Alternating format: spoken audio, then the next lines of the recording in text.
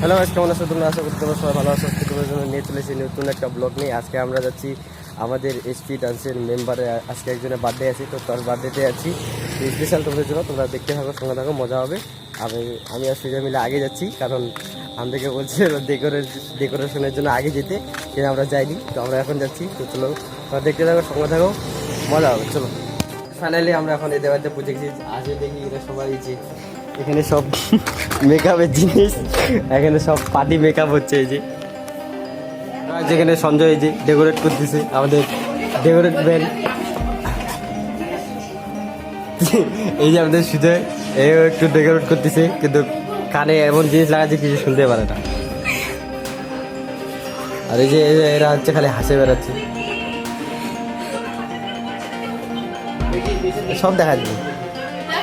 হ্যাঁ, যে birthday girl ready হয়ে গেছে আমাদের, একটু কমপ্লিট পুরা। এখানে পুরো ডেকোরেশন হয়ে গেছে। ও সঞ্জয় কি চলে গেছে?